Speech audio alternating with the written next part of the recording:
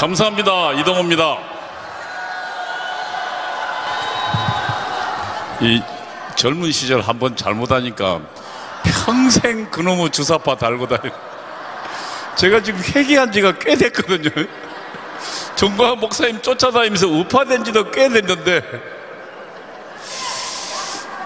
뭐 저희 핵심들이니까 여러 번 들었겠지만 지난번 우리 윤석열 대통령이 계엄을 선포할 때 여러분 그 멘트 중에 정말 피를 토하는 심정으로 말씀드린다고 이야기했습니다. 그리고 맨 마지막에 지금 당장 무너져도 이상하지 않다고 이야기했어요. 이번에 대통령의 최후 진술에는 그것이 무엇인지를 본인이 설명했습니다. 오늘 그 이야기를 짤막하게, 왜냐하면 여러분들은 이 이야기를 하는 이유는 여러분이 몰라서가 아니라 여러분이 저와 똑같은 얘기를 여러분 주변에 하라고 이야기하는 겁니다. 그렇죠 여러분? 그래서 여러분도 아예 외우셔야 돼요, 그 내용을. 그러면 대통령이 왜 피를 끓는 심정으로 말했을까? 그리고 대통령은 왜 대한민국이 당장 무너져도 이상하지 않다고 했을까? 바로 그것은 이 이야기입니다. 한번 비춰보시죠. 대한민국의 모든 혼란은 김정은의 지시를 따르는 주사파들 때문이다. 이것을 분명히 우리는 알아야 되는 것입니다. 여러분 3번 틀어주십시오. 3번. 이게 지금 민노총 간첩단 조직도입니다. 여러분 여기에 석건호가 있습니다. 석건호뿐만 아니라 민노총은 아예 민노총 위원장 양경수 있죠. 양경수가 이석기의 직계 후배고 그 다음에 경기 동부연합 소속이니까 위원장 그 다음에 그 조직 쟁의국장 이 둘이 전부 간첩이란 얘기예요. 이들에게 내려간 지시를 좀 보겠습니다. 넘겨보세요. 이게요 2023년도에 후쿠시마 오염수 이 얘기 나왔을 때 북한이 내린 지령입니다. 근데 그 뒤에 보세요. 핵테러 행위가 전 인류에 대한 학살 행위다 라고 이거를 가지고 싸우라고 지령해요. 그런데 바로 그 다음에 더불어민주당 성명 내용을 한번 보세요. 넘겨보세요. 이게 지금 더불어민주당이 그 다음날 국회에 나와서 한 성명입니다. 그 뒤에 내용 보세요. 일본 정부는 인류를 향한 아까 뭐예요? 전 인류를 향한 핵테러라 그랬잖아요. 핵테러 시도를 당장 중단하라. 북한이 지령한 내용이 우리나라 국회의원이 그대로 하고 있는 거예요. 이것 때문에 들어간 돈이요. 그 다음 넘겨보세요. 그래가지고 세금이 1조 6천억이 낭비됐습니다. 그런데 후쿠시마 처리수 가지고 아직 단 한 건도 오염 사례가 한 적이 없어요. 이건 뭐냐면 북한이 대한민국과 일본의 관계를 틀어놓으려고 간첩단에게 지시하고 그 지시대로 대한민국 국회 더불어민주당이 행동했다는 건 아닙니까 여러분? 이 더불어민주당 용서할 수 있습니까? 그 다음 넘겨보십시오. 이게요 민노총 간첩단에게 윤석열 정부가 들어서자마자 내린 지령문입니다. 이게 3월 21일입니다. 윤석열 대통령이 3월 10일 날 대통령이 당선됐죠. 아직 취임하기 전입니다. 근데 그 내용 보세요. 윤석열 놈이 당선되어 친미 4대적이고 반민중적이며 통일적인 보수정권이 들어섰다. 그러면서 파란 걸로 읽어보세요. 집권 초기부터 윤석열 패거리들에 대한 실천투쟁을 공세적으로 전개하라. 다시 말하면 처음부터 윤석열 퇴진투쟁에 나서라고 북한이 지령했습니다. 그리고요 그 뒤에는 뭐라고 나옵니까? 윤석열 놈과 일가족속 누굽니까? 윤석열 대통령 부인 김건희 여사요. 이 북한이 이렇게 지령하니까 줄기차게 김건희 여사 물고 늘어진 겁니다. 그 다음에 측근들의 부패 충윤 이걸 가지고 그 맨 밑에 보세요. 윤석열 탄핵 투쟁의 불씨를 제2의 촛불 항쟁처럼 일으켜라. 그러자요 딱 3일 있다가 민주노총 대표자 회의에서 결의문이 나옵니다. 넘겨보세요.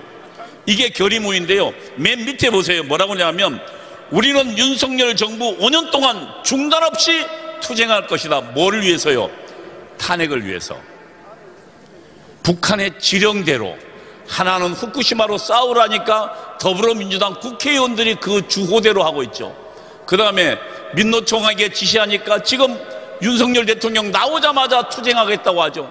그리고 우리는 다 알지만 그 다음 넘겨보세요.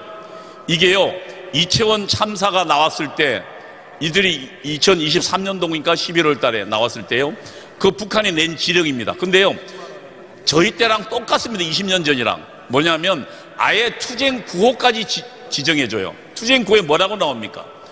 맨 위에 보면 각계각층의 분노를 최대로 분출시켜라. 그 다음에 밑에 국민이 죽어간다. 옆에 보세요. 국민이 죽어간다 있죠? 이게 바로 그 뒤에 저들의 촛불행동 집회에 나왔던 내용입니다. 그 다음에요, 퇴진이 추모다. 이런 구호를 가지고 싸우라니까 그 시위 군중성에 뭐가 있으면 까만 거 보세요. 퇴진이 추모다.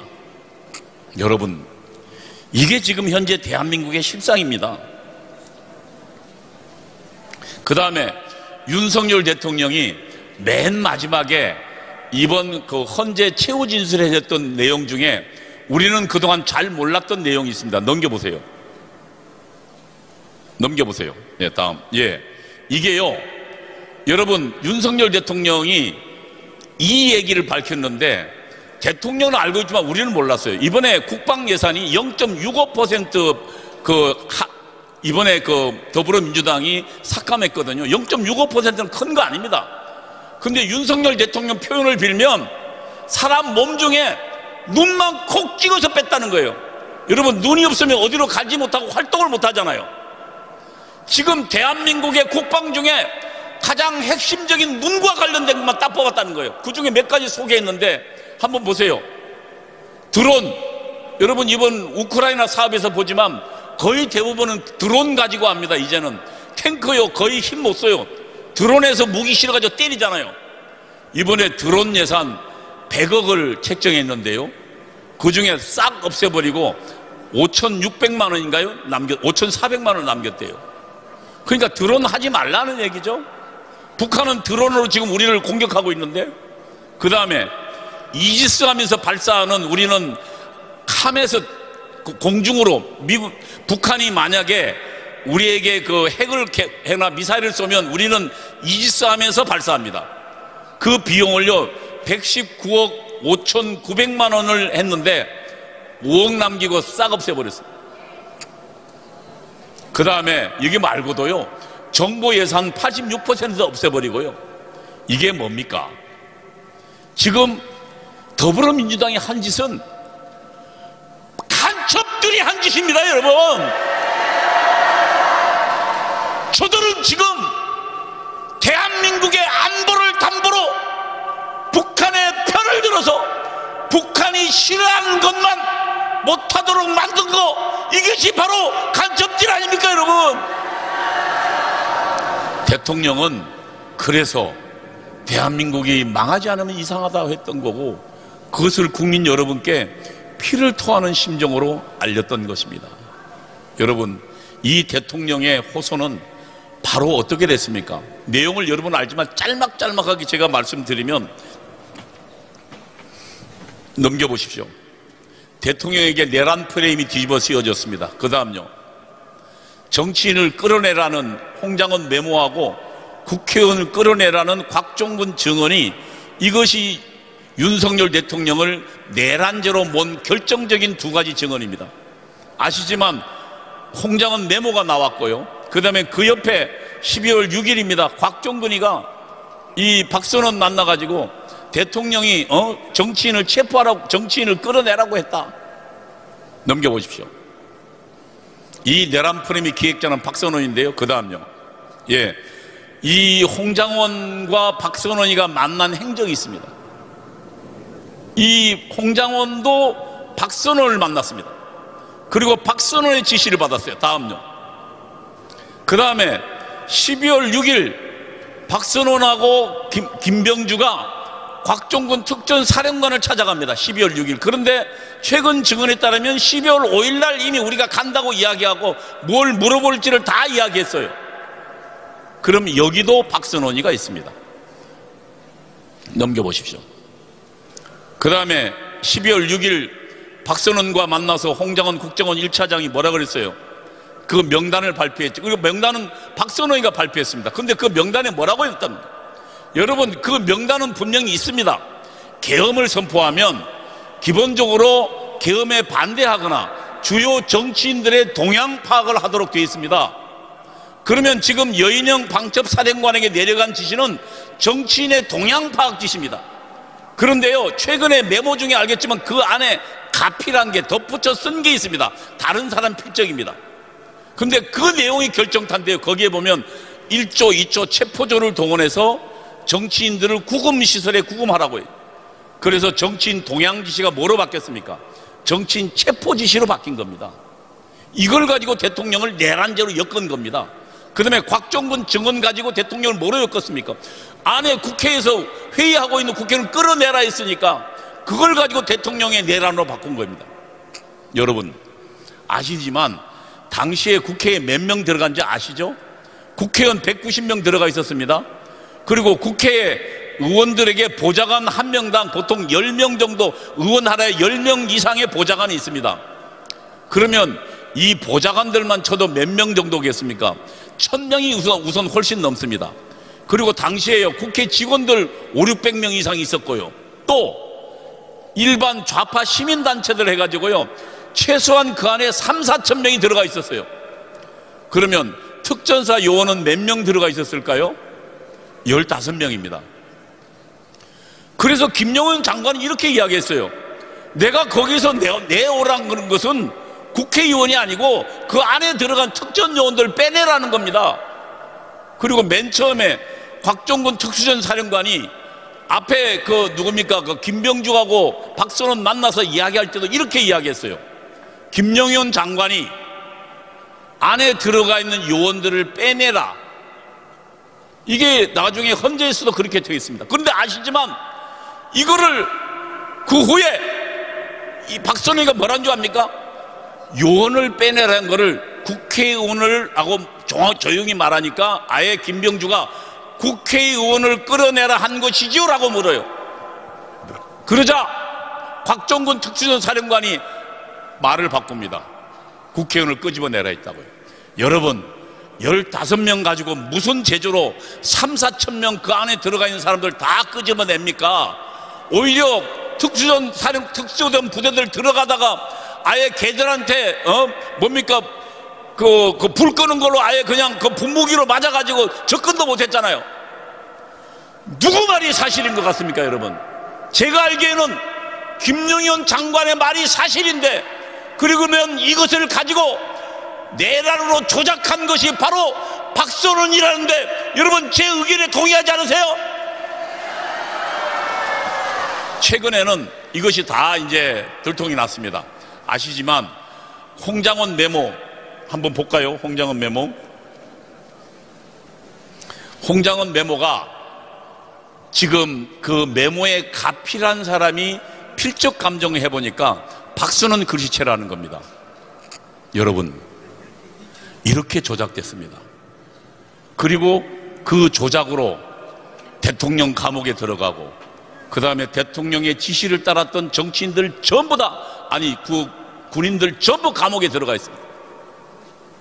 여러분 저 주사파들에 장악되어 대한민국의 혼란의 주범들인데 그들을 막기 위한 대통령의 계엄이 내란입니까?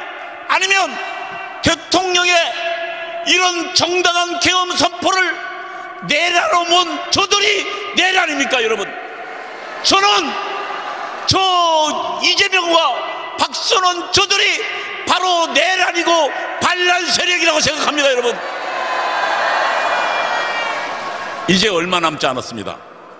여러분 우리는 12월 7일부터 싸웠습니다.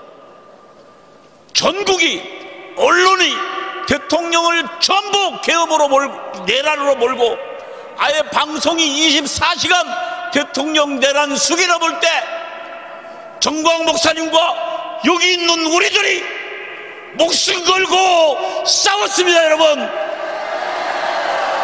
그리고 국민을 깨웠습니다. 그 결과 어떻습니까? 20대 30대가 이제 그 실체를 알게 됐습니다, 여러분. 그리고 대통령의 지지도는 52%까지 올라갔습니다, 여러분. 이제 최후의 승리가 얼마 남지 않았습니다. 첫 번째, 대통령은 감옥에 나오셨지만 이제 이번 주나 다음 주 내에 대통령이 직무에 복귀할 것입니다, 여러분. 그러면 저는 딱 두 가지 해야 됩니다. 첫 번째, 반란에 가담한 박선원, 이재명, 그리고 더불어민주당 국회의원들, 그리고 그들의 지시를 따른 공수처장, 그 다음에 경찰 국가수사본부장, 이들을 전부 감옥에 보내야 됩니다, 여러분. 다음으로 저는 우리 잠깐만요, 말이 생각이 안 나네. 저는 이번에 법무부 장관 바꿔야 된다고 생각합니다. 그래서 김학성 교수 사람 같은 사람이 법무부 장관 들어가서 더불어민주당 해산시켜야 됩니다, 여러분.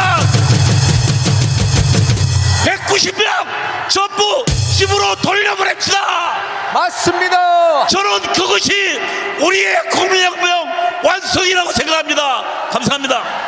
큰 박수로